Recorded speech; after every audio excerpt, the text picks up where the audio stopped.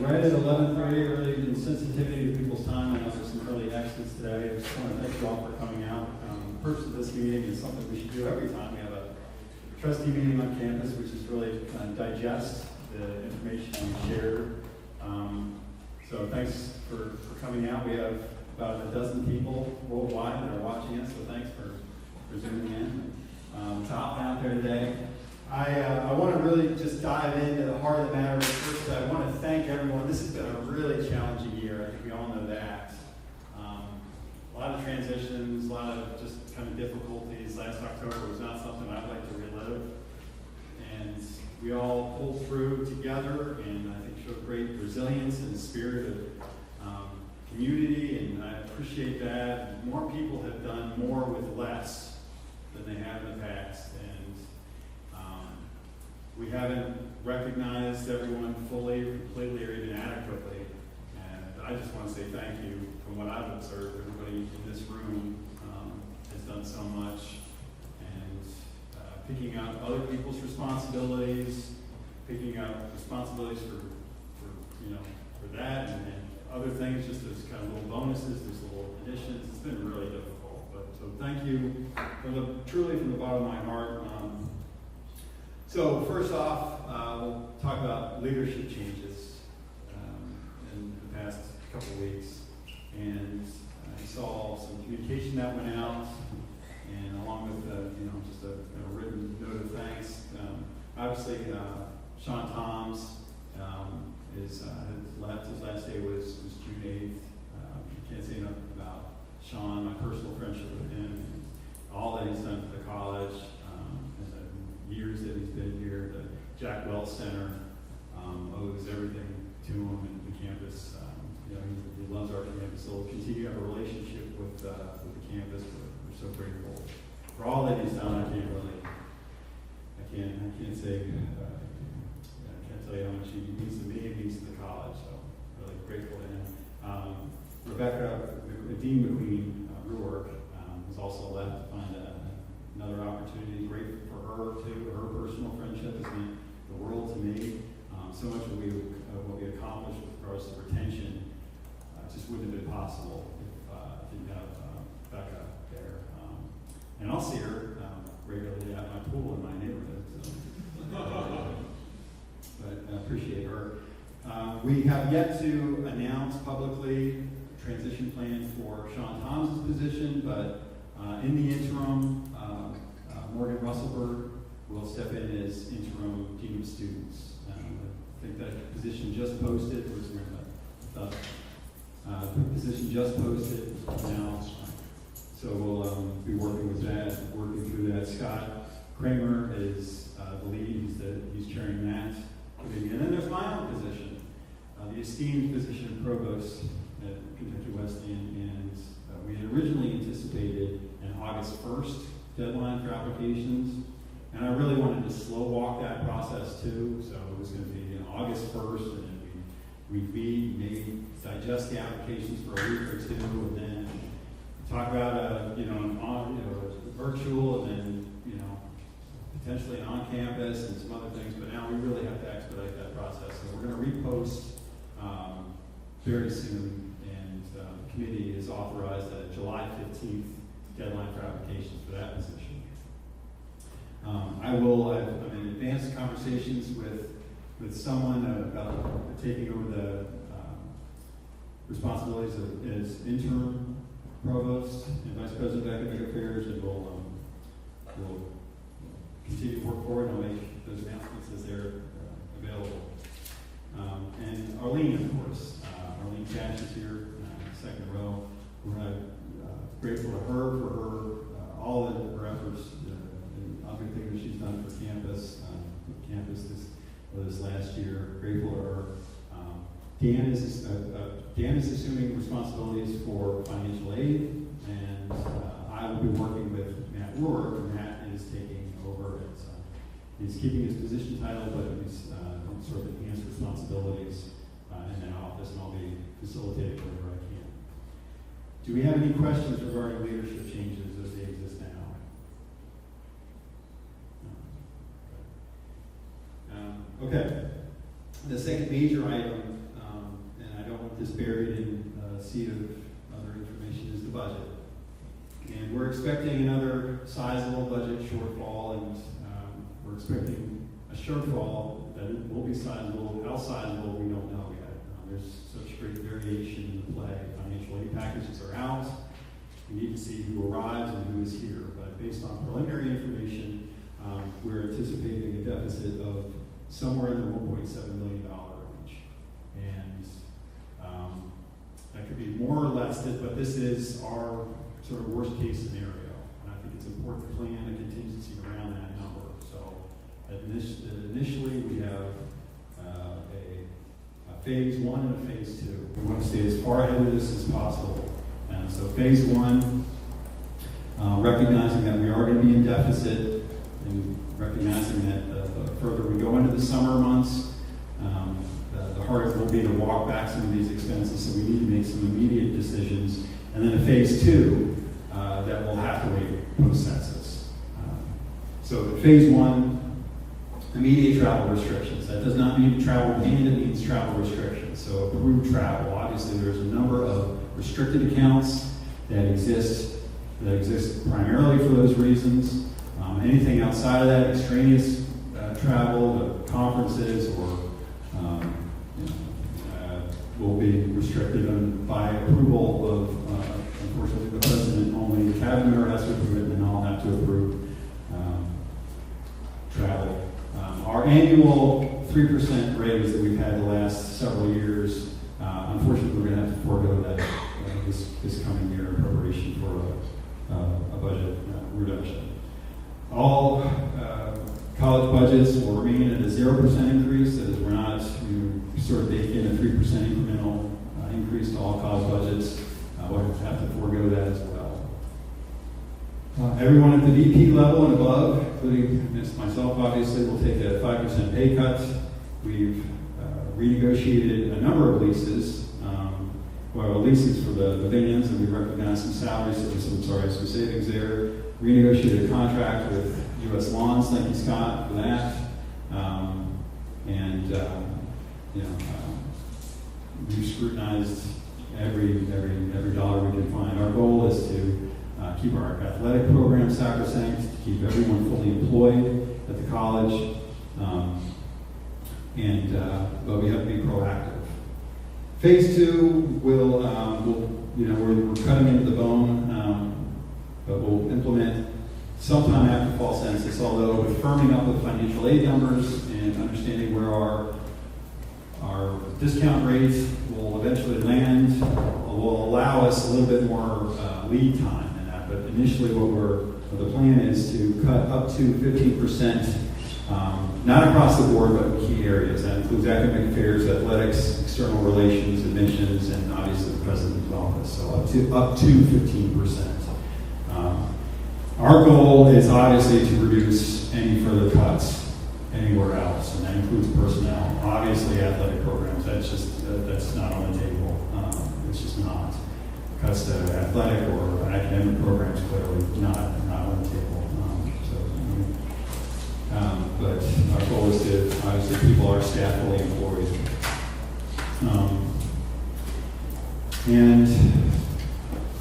We're looking at a variety of other options to add revenue. The college's problem is not an expense problem, it's a revenue problem. We need more streams of revenue coming in. So level change is important. That's not a short-term fix, but it's important to the college's midterm and long-term health. We're pursuing that. I think I've made clear our intentions to increase our online enrollment as well, which does a real good for the community, fulfills our mission, and we're making terrific headway on that front as well. Before I throw it open to questions, I want to make clear that a couple things that we're looking at that take my attention outside of expanding on revenue, which is critical, mission critical priority. The management of the discount rate is clear, and accountability. We can't be over budget in any division. We cannot be over budget, I would encourage all budget officers to aggregate their money and plan yearly purchases very carefully ahead of time. Create your own contingency plans on what an eventual 15% cut would look like within the areas.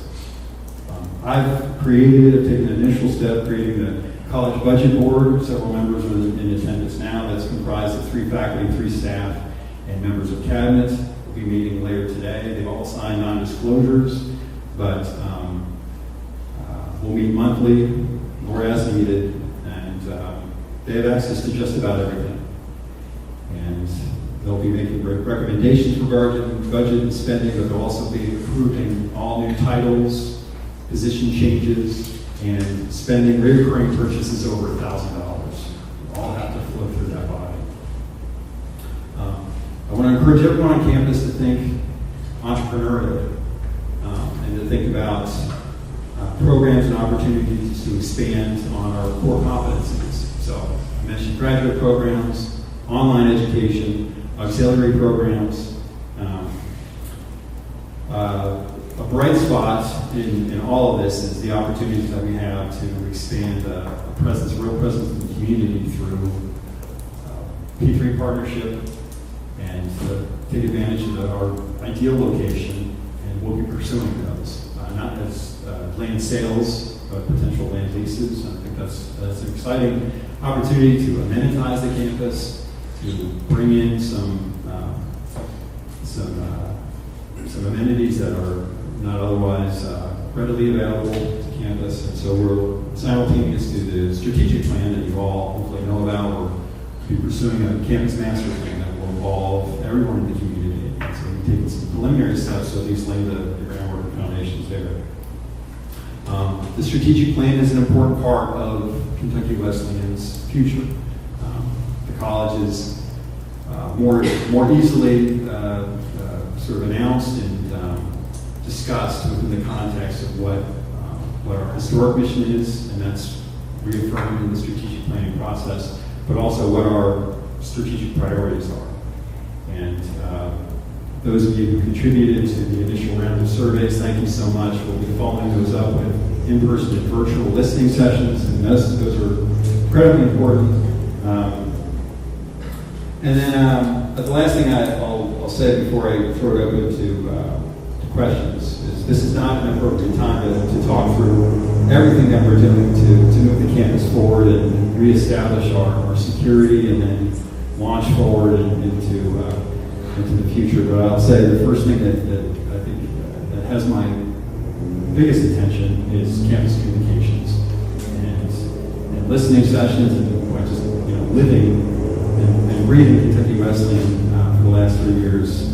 Communications is something we need desperately to work on all fronts. I think we made some good strides forward, and I hope you see that. But we have a communications plan now that includes a weekly all-campus email that's sent out from campus with those high points. And not every area has something to report each week, but at least we're telegraphing those high-level bullet points, so we're all in the know there at the same time. This forum will be monthly. We'll find time every month to meet together in this room, or if it split the banks of capacity here, we'll meet over in the Jack Wells Center. The College Budget Board is a really important step forward in our transparency and our efforts to kind of find a guided path through our budget, but also take advantage of some real expertise on campus. And the CARE teams obviously continue to do their work, but they'll be meeting regularly with cabinet, and it's kind of an iterative feedback loop. And I'll be at every meeting that you want me to be. I'll also insert myself in meetings regularly. So that's Provost Council, Athletics, Staff Council, departmental meetings. And I'll still keep as president coming in, I'll keep my open office hours in Winchester. Maybe someone will see me this time, but I usually sit over by myself and catch a lot of emails, but I'll be there regularly. Might be a Tuesday, Thursday, kind of 11 to 12:30 or something, but I'll be here regularly. Before I get to updates, I'm going to open it up to questions that you might have about budget, leadership changes. Yeah, John. Could you guys send out an email to faculty just the bare minimum requirements to go through the level change process? Because I think faculty would really benefit from this. Yeah. Thank you. And it's we have to cross that barrier, that threshold with one program, and we have to be able to do a lot of things simultaneously. The first go at a level change didn't go quite according to plan because we needed to square the circle in some areas, but I think we're in a much better position. We need a curriculum that can be taught by faculty at both the undergraduate and let me back up and rephrase that. We need a program that can be taught in a 2-year course rotation along with at the undergraduate and graduate level. So we need to be able to do those things simultaneously, if that makes sense. That's difficult. We need terminal degrees in an area. That's been a challenge. And we need something that will show a more or less an immediate return on our investment. Aren't there library requirements and resource requirements, though, things like that? I mean, those are the extra things that I think staff or faculty would really Yeah, for sure. And if with the right program, they just blend in the existing current resources that we have on campus. If you're investing in, you're absolutely right. Absolutely right. So you have to be really careful overextending yourself. I don't think we're in a position to invest in a college of optometry, for instance, but things that we can do with our current existing resources. Right? Christina and Jess. Okay. I think that's has there been analysis done of why we have this deficit again? Like what's caused it again? Yeah, it's I would call it sort of we've been managing, this is what I described at Provost Council last year. I think when you have a top line number that you didn't reach and you cut in order to make sense of the budget that you have, you reduce that top line number. So you cut athletic programs, and then that reduces the number of students that will come back in. If you continue to cut, you set your ceiling at lower levels. And I think that's what we're seeing right now. And it's also the great unknowns with and the variability with the discount rate. Packages are out, and we haven't been able to manage that, frankly, all too well. Yeah. When you say discount rate, are you talking about scholarships? Mm-hmm. Yeah. Merit. I really appreciate you understanding and explaining the qualitative ways that you understand that. But as faculty, I really think we need to hear quantitative tools that are being used to future cast. Because without that, there is no proof or predictability or sort of trust. Yeah, fully agree. Yeah, we're on the way. Where does the capital campaign fit into that? That's kind of fallen off the radar. Is that still making its way forward, or what's the status? I think Eddie may want to speak. Peggy, would you mind giving Eddie the mic? Definitely not off the radar. Shared with the trustees at the meeting just a couple weeks ago that if anything, this is not the time to even consider pausing or stopping. What we can shift is the timeline. So we're in the silent phase. The silent phase is supposed to go through December of 2025. We continue with that plan. If as we start to get commitments or not see commitments, we need to slide that silent phase a little bit later, we can. To date, we have $7 million committed still. We had a call this morning for another 7-figure gift that looks promising. So that's continuing to move forward, and then the timeline of trustees specifically to get their commitments would be before the September meeting. So certainly not pause, continue to work and continue to visit, continue to draw up those prospects, and also to develop some of the plans, right? Some of that has changed as well in terms of the need, in terms of what the pillars look like, and in terms of the funding priorities. And that was basically through the feedback from those top prospects as well as the internal feedback from the board of trustees.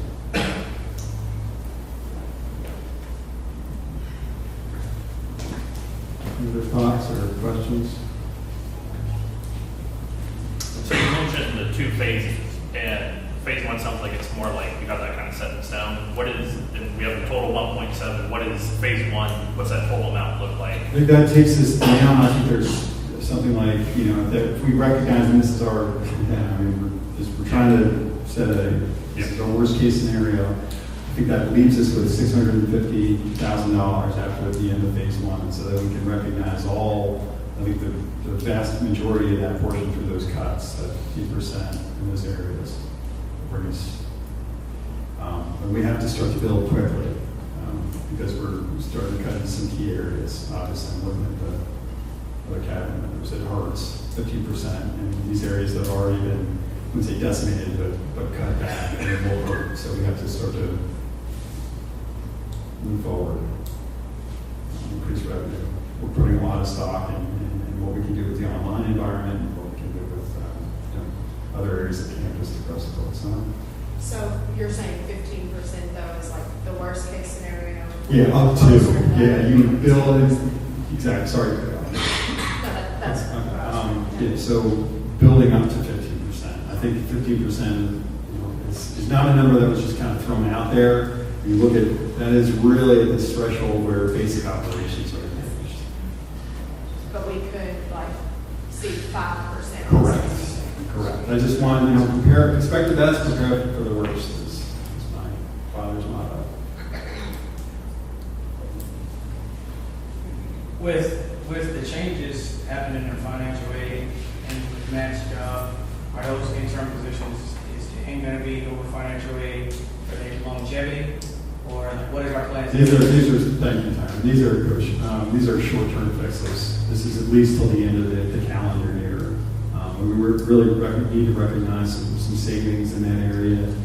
I think we can do good things. I think we can establish those benchmarks and those goals that John Sinclair alluded to. It's not a there's not a long-term proposition. Kyle? Kind of following along with that, I noticed that the ad for Becca's position is no longer a VP position. Is there going to be, what are the changes in VP status for any of those positions that are currently open? Yeah. Or any other changes happening?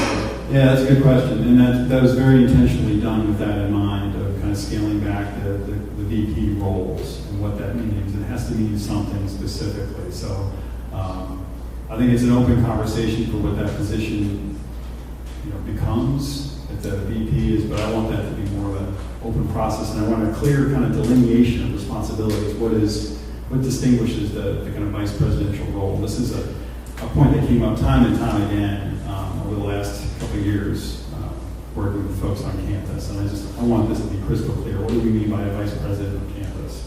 On campus, as a cabinet level position, what are those duties and the extraordinary responsibilities that come with that? We need to be careful with those titles, and this is an intention to start to build that into the operational procedures of the college. So as far as mission and culture and enrollment management, are those still planning to be VP positions, or are those also going to be? You said mission and culture, and what was the other one? Sorry. Enrollment management, the two that are open right now. That's an open question. I want to come back to the campus community with those, though. I don't want to, but I at least want to set the precedent for it. We need to be more intentional and thoughtful, folks at the VP role. So just to kind of hit the pause button and come back together. I'm glad you asked. Is our enrollment up? Arlene, how's enrollment? So the return, thank you. Returning students are coming back. So the Sherwood right now, I think we're maybe about 30 below where we were last year, so that was pretty good. As you know, a lot of students are not making decisions about their enrollment until they get the FAFSA. Really happy that 95% of the students who have deposited now have the FAFSA. I think JD mentioned later on our numbers and admissions, but applications are record high. Right now, we have a lot of deposits. We expect to enroll 200 new students, new first-year students. We have 263 deposited right now. So unless we have a massive exodus, we will very likely have at least 200, probably more than 200. So when you say enrollment, new student enrollment looks at least equal to last year, and returning students say about equal. I don't know, about equal to last year. What was last year's new enrollment? 223. New student enrollment was 223 last year. That's very specific, but that's not what I remember. I was impressed. Lauren? So just a follow-up question about the discounting, so really the enrollment. So really, the enrollment doesn't, I guess, tell the entire picture. It has to do with the discounting of those who are enrolled. So to me, that sounds like, the numbers for enrollment don't tell the whole story, I guess. Would that be the case? Right. When I think of enrollment, you think about the head count and then your discounting. So that's all wrapped into the enrollment picture. And that's also, enrollment also includes things like retention, first to second year. So that's more of a global kind of number. Head count, and you could have a terrific head count. I think Iowa Wesleyan had the largest head count in its history right before it closed. It's just how you manage your discount rate, and that's for any business of any size. You want there to be some discount rate, but that's good and healthy for an institution. But too much is, so it's obviously, 60% discount rate means you're making 40 cents on the dollar. You want to be there to support students in need, and that fulfills part of our mission, I think, to look after the least and the less, but to vouchsafe the kind of critical operations of college so we can do this for generations to come. So I'm assuming you're saying that we're at 60% since you're doing this. Oh, boy, I'm sorry. All right. Well, so we projected out 58%, but it could be higher than that. We're trying to prepare campus for the worst. The worst in terms of, is the packages are out there, and who accepts the packages and matriculates, we'll know. And we'll know that census, which is 10 days after, right, Jenna? Not 7, 10 days. It's about a week. About a week. But I don't know why it came up in 10 days. And how does our discount rate compare to other colleges? Great question. It's, I think, middle of the pack. It creeps upwards pretty quickly, and that's something that Budget Board is going to look at today. Because it's, I think a full-scale presentation is what I'm hearing, what we need. And so we'll get to work on that, and we'll have that ready in July for everyone to address these things. But you have to manage your discount rate carefully. Well, we're on this cycle right now where our discount is high, and then we increase tuition to compensate. And then the discount rate goes higher because the tuition is higher, so we need to increase the discount rate. And then we need to create, and it's just kind of spiraling upwards, and that's not good long term. That does not help. Is tuition going up? We put the pause on tuition. Tuition for online education, where Josh should be happy, freezing at $4.95. So I think that really gives us, and Lindsay will be happy too. I think that really competitively places us in the market, and also, I think we all need some more information before we sign off on yet another 4% tuition increase. Coach, and then Summer. I keep going. Is there going to be a time, and I know you said you have open door policy, but like the board and other folks, I would really like for you or our business office to come over and meet with us and go over our recruiting strategies, because the things that we are facing, yes, we brought in a record class this year, but our price keeps going up and that gap keeps growing for us to bring in students that love this place. And some of the students that we try to bring in that love this place can't necessarily afford what we're asking them to do. And so at the end of the day, our target market, so you said something about 15% earlier, and it went straight to my head is, I'm going to have to cut my staff in half as far as where we can go out on the road and where we can reach kids at. If I can't go out and physically see and reach kids because I have to cut my recruiting budget in half, then our target market of getting kids here is going to be tough. And that, in turn, is the discount rate and the number we get back, return on investment. So I would really like if there was a possibility for us to be able to have a frank conversation when you guys came over, just showing you how we do things necessarily. Because being out on the front line of our admissions team, it gets really tough to hear all these conversations about us being in these deficits, and we're out punching the clock trying to make sure we are not in these deficits. But yet here we are again, starting next year in the red again. And that's just tough to hear because of what we've done to try to get out of the red.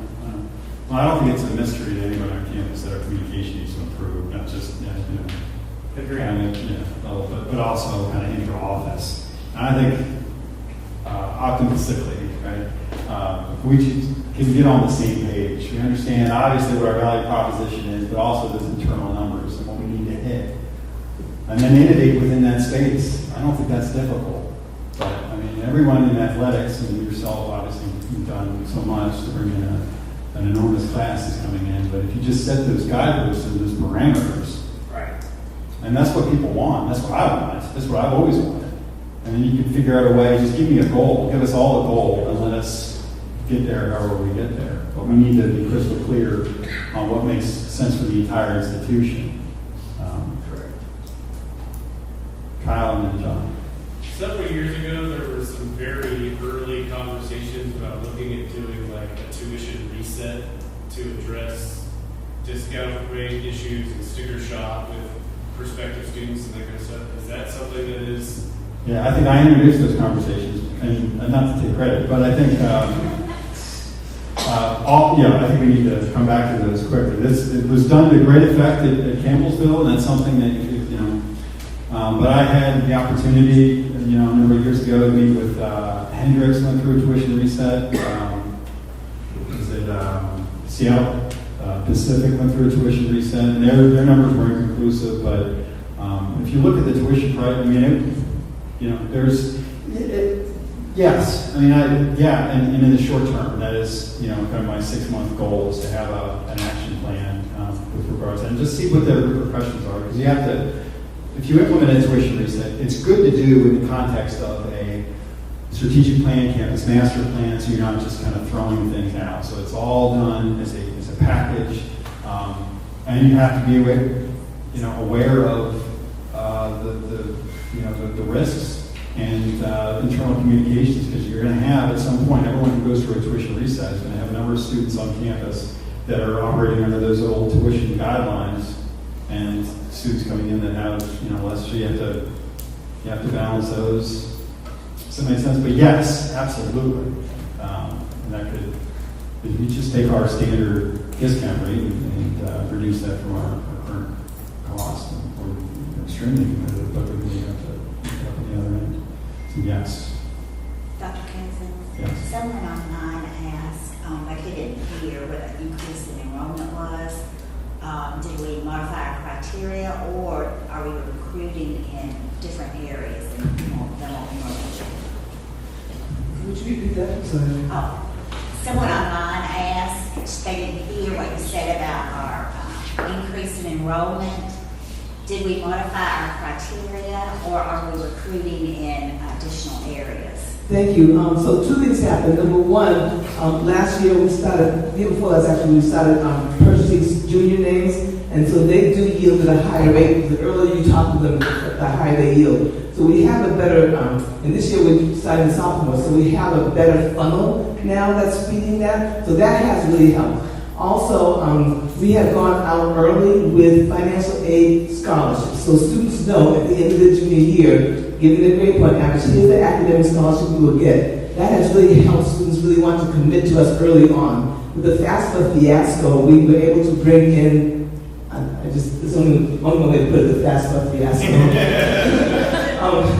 We were able to use a new net price calculator that allowed us to more accurately tell students what kind of financial aid they were going to get, better than almost all our competitors. And so when we were able to compete in that way, students were committing to us at least verbally early on, and then actually later on. So we had an increase in students coming to Wesleyan Way Day. Of course, that and also students wanted to live on campus, and every indicator you can think of. So those kinds of things. No great increase in, students are still coming from pretty much the same areas. We have not been able to expand very much in that way. So. Arlene, what are we doing for the sophomores, juniors, seniors who still haven't, that we're still unsure of whether they're coming back? How are we trying to contact them and get them committed to come back? If Tom or Morgan here. Great question. We're doing everything except sending carrier pigeons and smoke signals to the students. So we start contacting them. We build a registration sheet in the advising office a week after registration starts. So we let our seniors and juniors get registered, and then Maddie, God bless her, updates it like every day about students' plans. So we know right now the students that are not registered who has told someone they plan to transfer and who has not. Those students have been contacted at least 10 times via email or text message and Slate. So we're not doing just emails, so that's been helpful. The coaching staff has helped understand where some of their students are, if we haven't heard from them. We have a couple of board of trustees members calling students who have registered to make sure that they're engaged over the summer so they stay. My office, along with Todd before the summer, are working on continuous contact with the not registered students.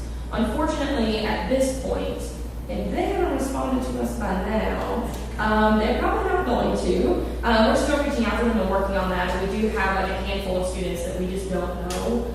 Now, some of those students do owe a balance, and in my experience, students who owe a balance don't call you until they pay off. So they could be avoiding my text messages because they owe balance, and they'll pay it off at the end of July, and then they'll be frantic wanting a schedule and things like that. So I don't have a good, solid way to say, well, the students aren't registered yet, will or won't. We're just kind of in that part of the summer where I don't know. But they're being emailed and text message. I think the last time was, what are we in June? So probably late May, early June, and we'll reach out again. We just have Wesleyan Weighted, which is where our focus has been. So we'll reach out again this week or early next, and just keep that communication rolling through the summer. It was the week before Wesleyan Weighted and I had to send a text. So does that help?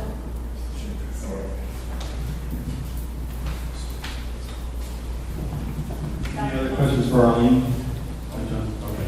Not for Arlene, but just after Kyle, I just wanted to just say that, this is the kind of fallacies we've been talking about, like you raise tuition and you have to raise the discount rate, right, are inherently a consequence of only using qualitative understanding in a nonlinear system, right? You're right. So it becomes far less scary as soon as we have that quantitative information, which is the only reason I ask for it.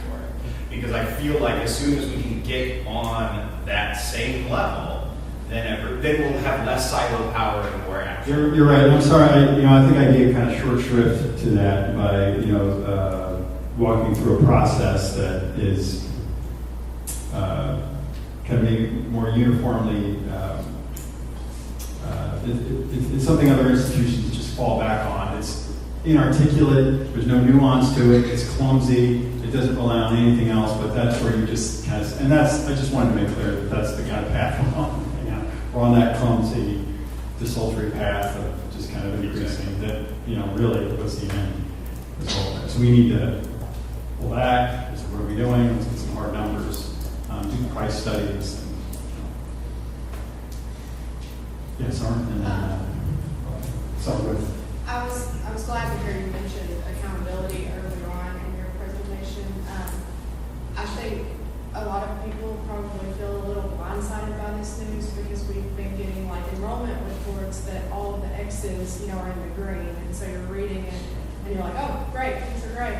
And so in those weekly campus emails, I think it would be really important to include where we're at budget-wise, because it seems like every summer we sit here and find out again there's a budget shortfall, but no one's told us all year, and so that would be helpful coming out the other side. I understand enrollment's only one piece of the puzzle, but it feels like we never know the other piece of the puzzle.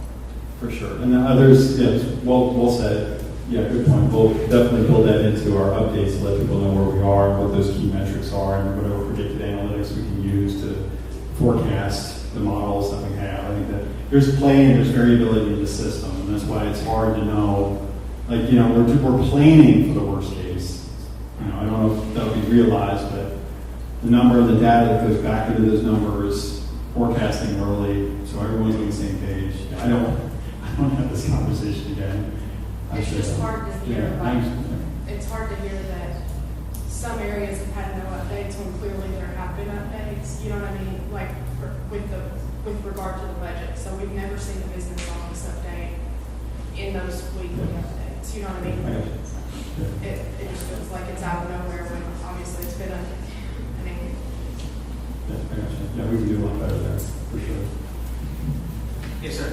So you used some of my favorite words: accountability, communication, guidelines, rules, all that good stuff. So one of the things that I've noticed is that a lot of our policies, procedures, rules, regulations, they're out of date, haven't been updated, some in decades.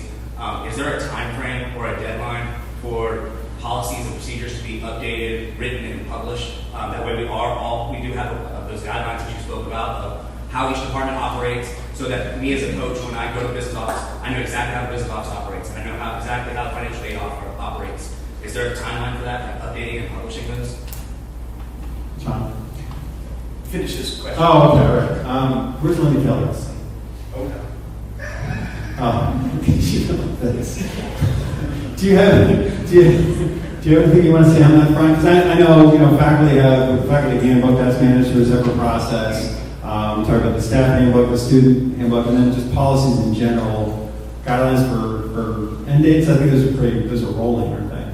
Yeah, I'm not really sure what policies you're looking for, so if you kind of let me know what it is that you're trying to find information on, I can help you with that. Yes, ma'am.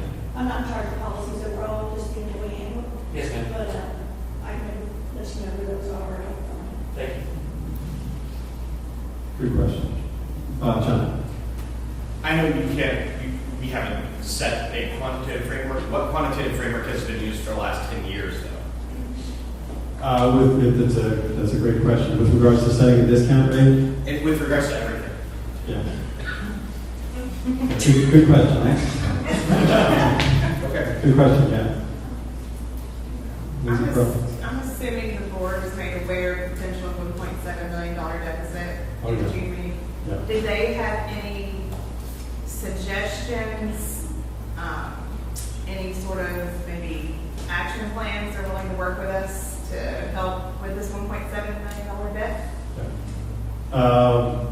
Not specifically. We had some great conversations internally, but it's going to be a lot of reporting. We have a lot of work that we need to do.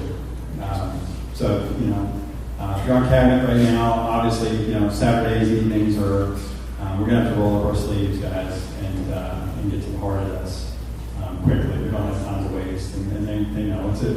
Yeah, John? Have the Board of Trustees breached fiducial responsibility? Have they what? Have they breached their fiducial responsibility to the college? Have they breached their fiducial responsibility to the college? No. You really don't believe so? No. I guess I need a more specific. I don't.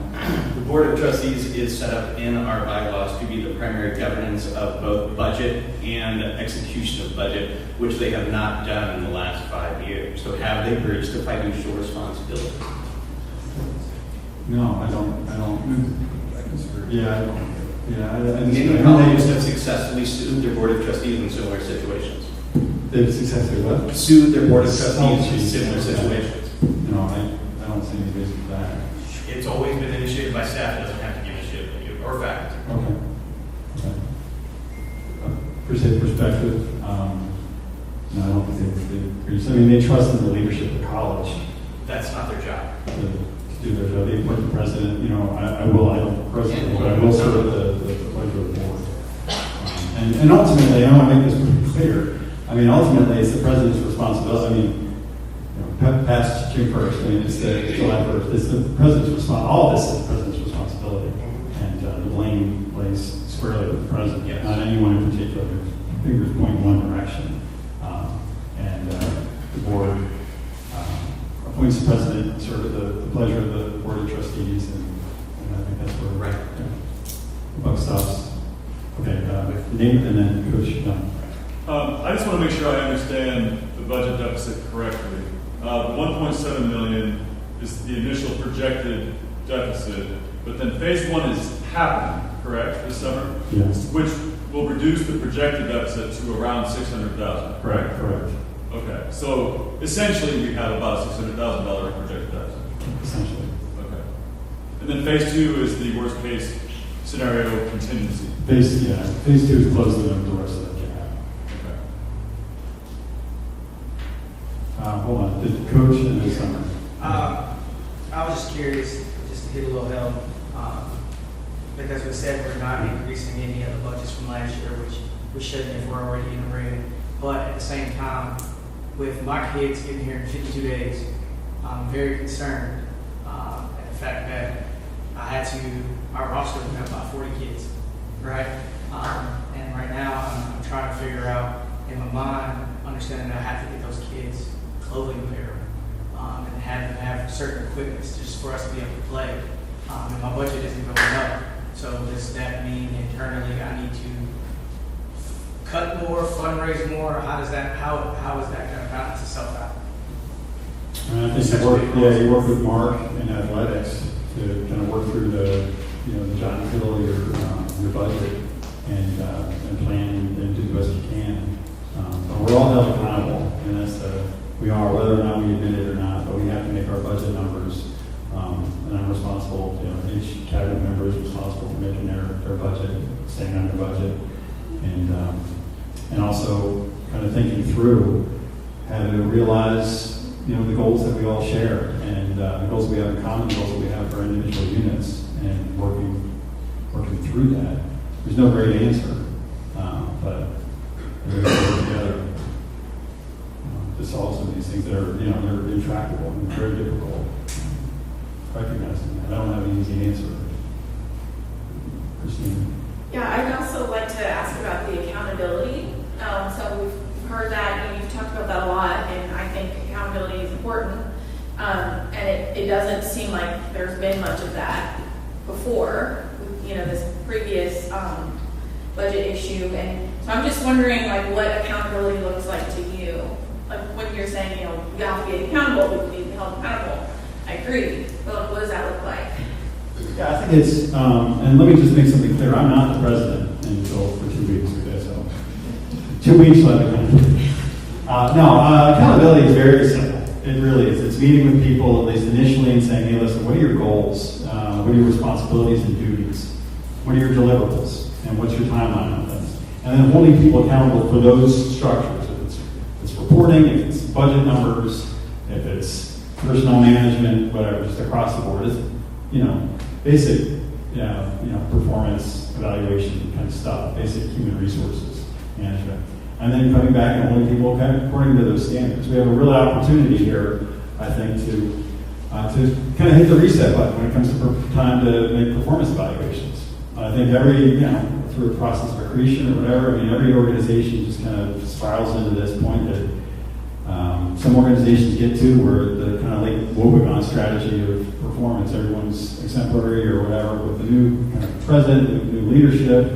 I think we can hit the reset button. Just say, here's what we expect of each other.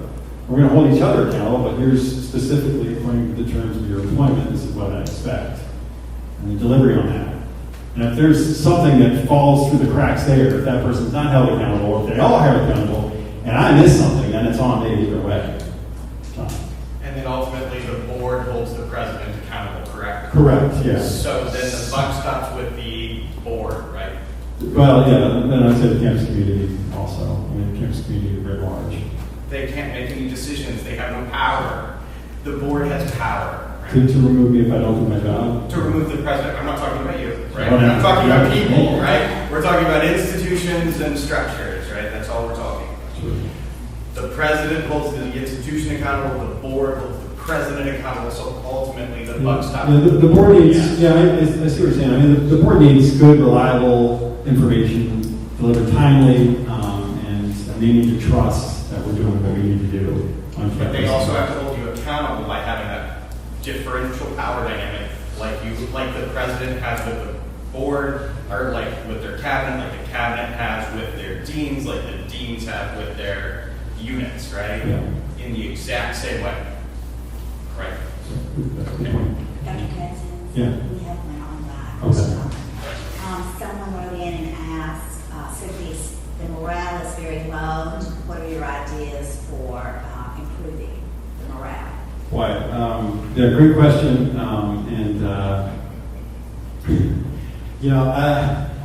Transparency is comes with benefits and detriments, right? I mean, to tell you fully what's going on campus, so we're all prepared, and we can all take whatever individual actions we can to put us in the best position possible. That comes with, today it's a hard pill to swallow, right? It's not the end of the world, and part of this is to give you confidence that whatever is in store for us in the next 6 months, a year, we're going to take care of together. We're not going to lose positions, we're not going to lose sports programs, and we are laying the foundations for some good structured policies, procedures that we can follow, again, for in the interest of community, to develop and really strengthen our bonds of communication and those accountability structures so that we can move forward. And this should be the end of it. But we heard that last We year. heard, yeah, of course. And the year before. Yeah. And the year before. So, Josh, did you submit that question? Nice job. But the truth is, we've heard this same line from the presidential entity that next year will be better, next year we won't cut. And then when we get here, the budget, we're cutting. So the confidence is we're going to cut again, regardless of what's said. Yeah. So, There's no question, it's Oh, just a so- statement of fact. okay. We've been through this for 4 years now. yeah. Councilman John? I have a question. So frankly, I've been here 4 years and I've gotten one raise. Why should I trust you?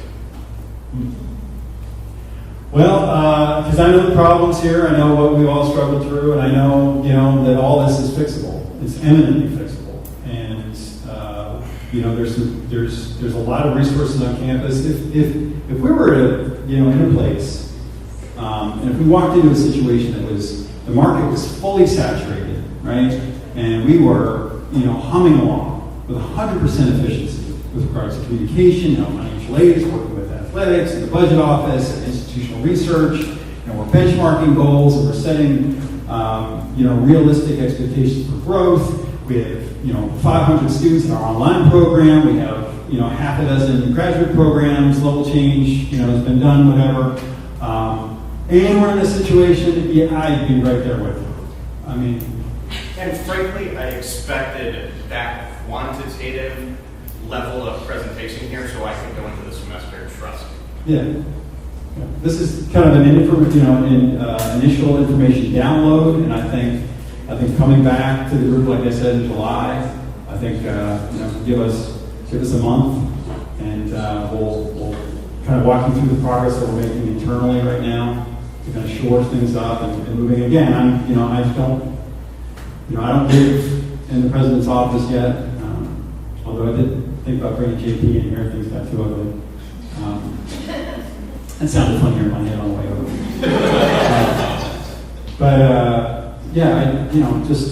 How about a month? How about not? Let's go month by month with establishing, building trust, and showing that we're making progress towards some shared goals here. And all the things that you're saying. But we've run with a skeleton ship for 4 years. You can trust us. Yeah. How do we know we can trust you? Well, trust is something you build slowly over time. You've been here for years. How do we know? But if you don't trust me now, I think we've delivered on what we can in academic affairs with regards to salary increases, faculty autonomy, some shared governance, an expansion of programs, wherever there have been opportunities. It worked, I brought this up with Coach, and where there's been structures, I've worked within, outside of those, and I've been able to do whatever I've been able to with the tools, the resources at my disposal, and that's kind of thinking through things or over things, and taking advantage of the brain power on campus to help think through these things. So we're laying some initial groundwork here, and the budget board meets in 30 minutes. And Thanks for reminding me why we trust there you. you go. Right. The budget board meets in 30 minutes. We're going to have some good, robust conversations. It starts with transparency and some shared goals, a shared vision of the institution. And it's going to take a little bit of time to turn the ship around. My question kind of goes back to what John was saying a little while ago about the Board of Trustees and them being their fiduciary responsibility. Are they receiving the information that they need to be able to know what the budget is accurately. Are they receiving monthly profit and loss statements? Are they receiving monthly budget to goal? When I was the director of a nonprofit, our board every single month received all of that. And is our board receiving that? Do they have a clear picture of what's And I tried to make that point, maybe I just kind of mushed out this, so I appreciate you bringing it back up, and that is the other part, they have not. They, you So know. it makes them hard. It makes For it sure. hard for them to Absolutely. know. Yeah, to manage the affairs of the campus in a way that's, yeah. And yes. that's one of those accountability things that they should be getting. Absolutely, yeah, right, yeah, fully agree. Oh, Stephanie. I think we need to face up to the fact that it's me, Molly, and Dan that are doing the budget preparation, the overall accounting. There are 3 people in our department. Prospero is working. If you go and you log into it, that's to keep us accountable for our expenses.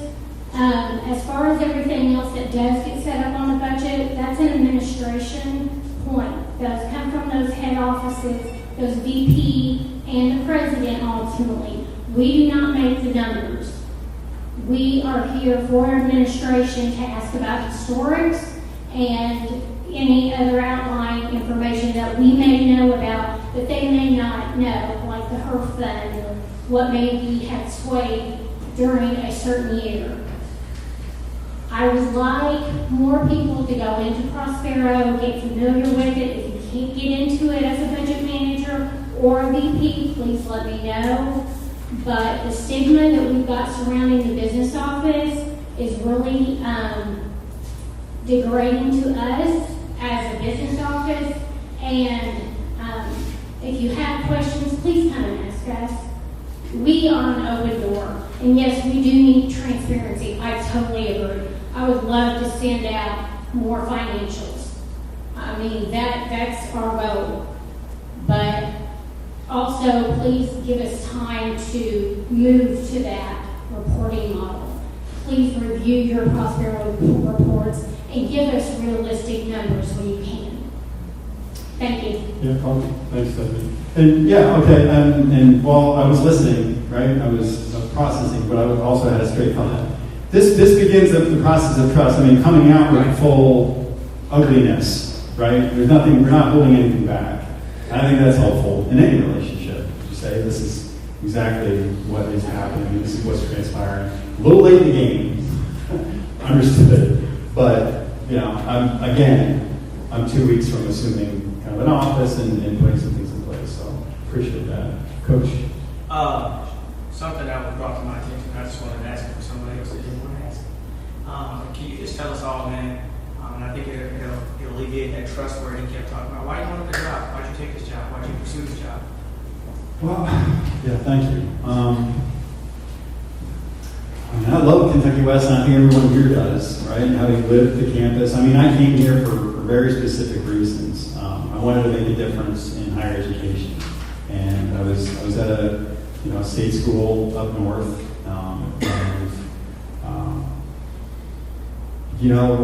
expectations were low for everyone there because it's a state school and you're there to zero out the base budget every year. So that means buying closets full of toner or just spending money willy-nilly, and that just doesn't feed your soul. I wanted to be a place where I could celebrate my faith. I happen to be a Methodist, and I love Kentucky, and I love the state. I'm a historian of Kentucky. I love this region, love this area. We have family here. This is just home for us. And I said, if I was the president, I just, if I get fired as president, I go back to faculty and I, give Andrew and Kyle and Christina Starkey just a lot of problems for the next, 30 years. Nate Gross too, after David. But, I genuinely believe, and I hope this comes across, that everything that we face, every problem is so fixable. We are so close. And I said this when I got here, just limited in the resources and what we could do to kind of turn the knob in different areas. But we all know the problems on campus, and the solutions are they're just right there. They just require just kind of a uniform spirit, shared purpose and understandings where we need to go. And man, we don't have to just survive year to year. It's not just about not having these conversations, right? It's about getting on the move and being on the aggressive. Just being aggressive and not just forward thinking, but taking back, what is ours, which is a national reputation that we have here, not just athletically and academically as well. We have all invested, I think, the best part of our lives in this experiment that we call higher education, but at Kentucky Wesleyan. And I value that as much more than anyone in this room. I've also seen all the working parts. I know the people and personalities behind them. I know where the faults are. I know where people are flubbing numbers. I know where people can do better. I know people that are overworked, too. But I believe if we just orchestrate this, pull everything together, we can be really exceptional. Truly exceptional. We can give you all what you wanted when you signed on to this place. So if it's athletically, winning championships, getting notoriety for your students, and really, grooming young women and men for just success in life. Faculty who wanted to come into a place and just teach and give their lives over to, becoming the next Magnuson or Bradshaw or just our faculty love to teach. They know their students. They want to do great things in the classroom. And I believe in all of that. And I believe that it's all just so eminently achievable. But it's just, it's not a series of hills to climb. I think we just get over this bump. Reporting, communication, kind of fluency of information transfer, and we're right there. And it's not Pollyanna. We can do that. I've known this for forever. Just kind of turn a couple knobs, direct resources intentionally in a couple specific areas, and we'll get there quickly. Dr. Cousins? Yeah.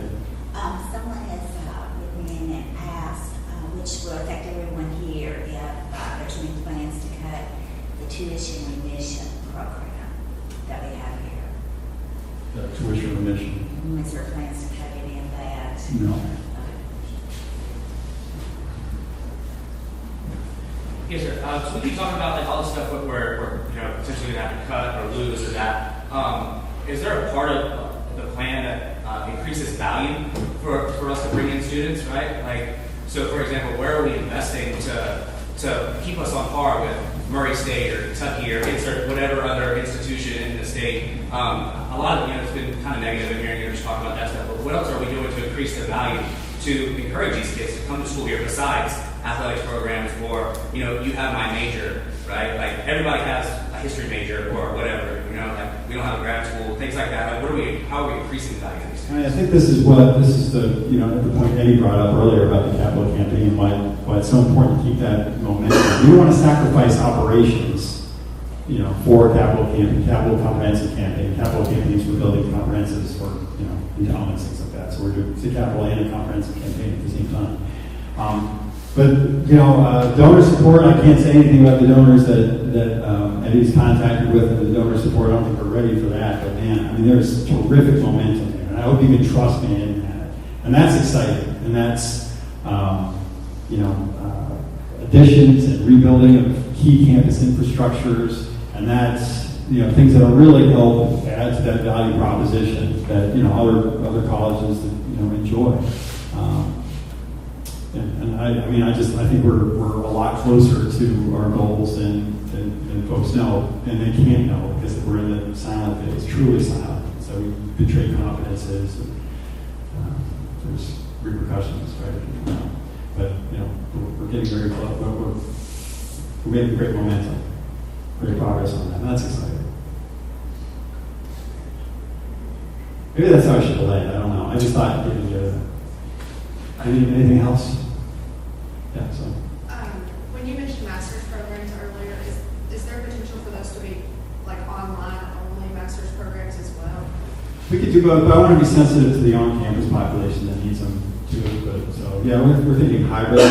So we're taking the same. So we have on-campus and online offerings, but we just want to maximize return. We don't want to artificially.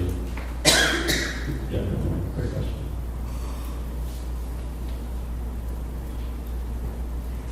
Anything else online? How are we doing on time? Good. Time for a few campus updates? 25 to 1. Okay. I can get to a couple campus updates. There's other things that appear to you.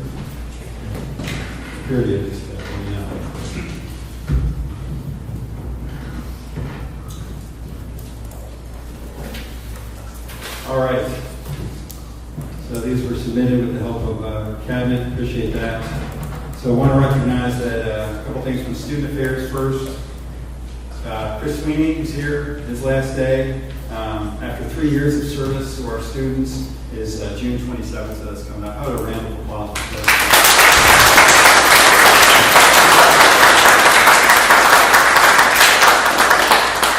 You sure you want to stay? This is an exciting time. Okay, so obviously thank him for his contributions back to rights and look at his new position at Mount St. Joseph's University. Chris and his wife Kendall are moving up there. Kendall will open her new physical therapy program or practice. It was one of those big words in Fort Thomas. So congratulations. Wish you the best of luck. Victoria Buchanan will start as, and this is where it would be helpful to have a slide definitely so you can see what people look like. Victoria Buchanan will start as the new Director of Student Involvement and Orientation and Residence Director for Massey on Tuesday, July 16th. She's currently the coordinator for orientation and parent and family programs at Columbus State University in Georgia, not Ohio. Hannah Vanderpool will start as the new Director of Residence Life on Monday, July 15th. She's currently the Assistant Director for Residential Education at Earlham College. And you saw an email go out about the parking permits. We're not issuing parking permits this coming year. We're going to suspend that. But we are still, Eddie Kenny, issuing tickets for parking in fire lanes, visitor spots, handicap, things like that. So you see Eddie's 97 Ford Fiesta. Let us know. We're having fun.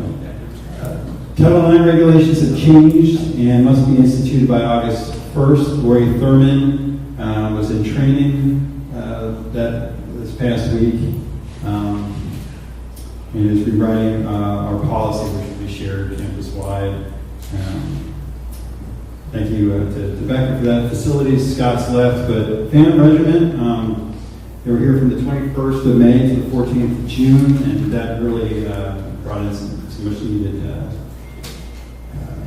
life to campus, but also we were compensated for their visit to campus. I think that's great. I think we need to do a lot more of that too. Anybody make it out to the performance? I did.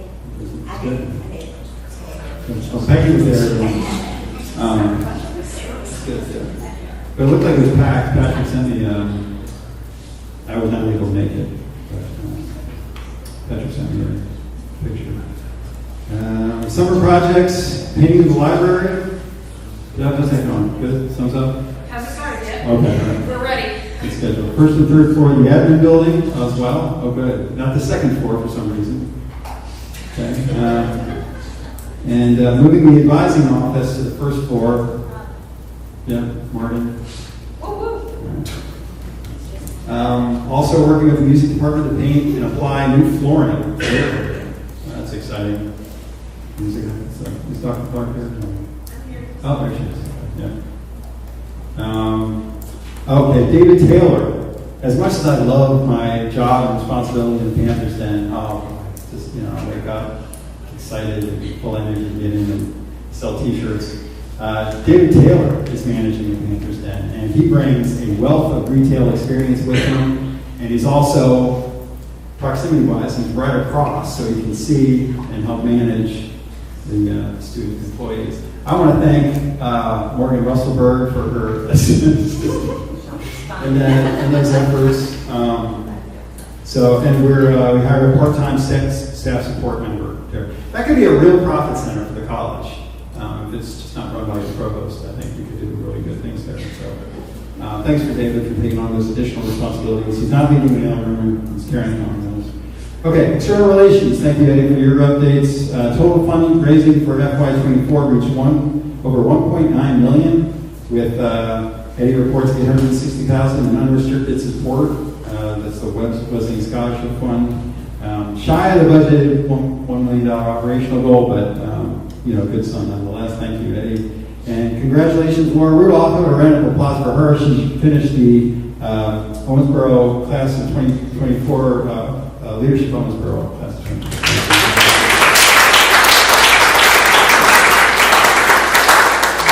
So successful, the start of the summer road trip that kicked off. Many thanks to external relations team. You guys are doing an amazing job. Every event I show up to, it really is first class. I don't feel like I belong. They're so well done. Towns After Dark, that was great. That was exceptional. Right on Millionaires Row. Really good opportunity to raise money. And continues this Thursday in Evansville. 9 total stops. It's a lot of work. And reminder from Eddie to check out the dates and please plan to attend, especially the Owensboro event hosted by Mr. Doug and Brenda Hoyt on July 29th. So that's kwc.edu/road trip. You're welcome. And okay. From athletics, thank you, Mark, for submitting these. Mark puts some emphasis on the academic success of student athletes. Another strong semester. They hold a cumulative 3.169 grade point average.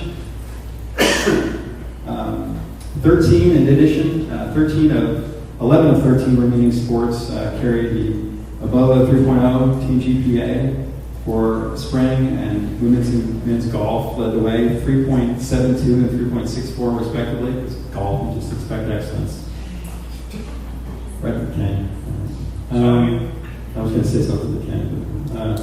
Overall, our teams combined our best GMAC presidents come finish in the past 5 years.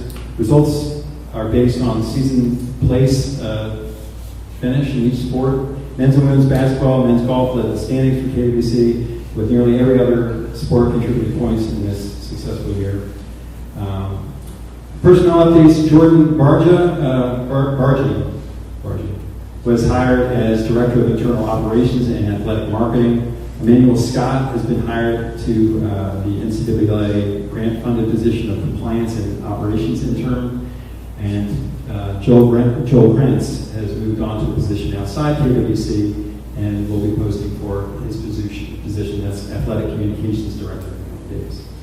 And admissions, thank you to Arlene. She alluded to this earlier, 23-24 saw a dramatic increase in our digital marketing efforts, and that's with the generous support of a donor very close to the college who invested in the future of the college and saw real promise and potential with our online. So we're seeing some great returns from that already, and that's all in preparation for that August start date. So thanks to Lindsay, thanks so much to Josh for the efforts to lead that area. Common App, as Arlene pointed to, those applications are up. And I was really impressed with the 95% of our deposited students have submitted a FAFSA. That's pretty awesome. A lot of work from a lot of folks.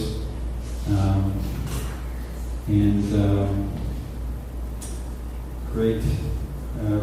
While we work with our CARES team and others to collect FAFSA and continuing students having 66% of their FAFSAs at this point is very promising. What am I missing there?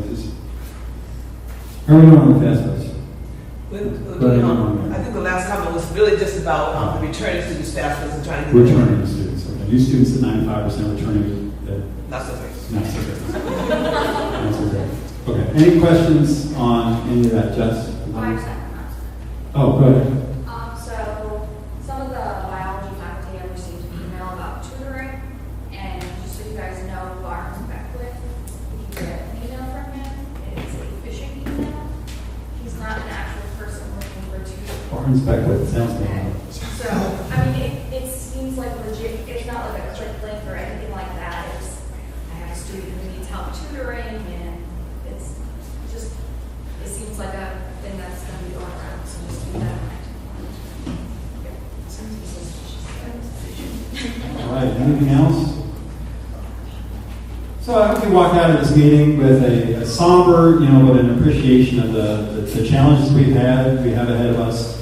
Know that, this is the start of the dialogue. It'll continue throughout the summer months. We'll come back to you with updates and the progress that we're making internally to shore some of these things up and give the campus more confidence as we go forward. But it's important to announce these things up front so we know what's coming, we prepare adequately, so we're caught a little behind, but not dramatically behind. And thanks so much for coming out. Appreciate your time. Thank you.